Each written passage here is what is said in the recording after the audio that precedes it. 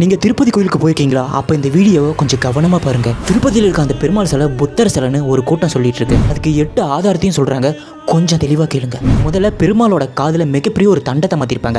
அதுக்கு எதுக்கு மாற்றிருக்காங்கன்னா, பின்னாடி புத்தர் காது மாதிரி மிகப்பெரிய ஒரு காது வடிவம் இருக்காமா. ஸோ அதை மறைக்கிறது தான் அவ்வளோ பெரிய தோடை எடுத்து அந்த பெருமாள் கதையை போட்டிருக்காங்களாம். ரெண்டாவது, பெருமாளோட லெஃப்ட் ஹேண்டை கீழே அவர் வரம் கொடுக்குற மாதிரி வச்சிருப்பாரு. அது பார்த்தீங்கன்னா புத்தரோட முத்திரையாமா. ஸோ அவரோட அடையாளத்தை மறைக்க தான் அந்த கையை கொஞ்சம் நகையெல்லாம் போட்டு கவர் பண்ணியிருக்காங்களாம். மூணாவது, பெருமாளோட உடல் முழுக்க கருப்பு நிற சாயத்தை பூசி வச்சிருக்காமா. உண்மையான நிறம் அந்த பூசப்பட்ட கருப்பு நிறத்துக்கு பின்னாடி தான் இருக்காமா. அது ஒரு மாதிரி பழுப்பு நிறத்தில் இருக்குமா. அந்த நிறத்தை மறைக்கிறதுக்காக தான் கருப்பு நிறத்தை மேலே பூசிருக்காங்களாம். நாலாவது, அந்த சிலையோட தலை முழுக்க சுருண்ட கருப்பு முடிகள் ஏகப்பட்டது இருக்குமாமா. அதை மறைக்கிறதுக்காக தான் அவ்வளோ பெரிய தங்க கிரீடத்தையே எடுத்து அந்த சிலை மேலே வச்சிருக்காங்களாம். நாலாவது, அந்த சிலையோட நெத்தியில் மிகப்பெரிய ஒரு நாமத்தை வச்சிருப்பாங்க. அந்த நாமம் எதுக்குன்னா, அந்த நாமத்துக்கு பின்னாடி சிலையோட நெத்தியில் ஒரு புத்தரோட சின்னத்தை இருக்காமா. அந்த புத்தர் முத்திரைன்னு சொல்லுவாங்க பார்த்தீங்களா, அந்த முத்திரை அந்த நெத்தியில் இருக்காமா.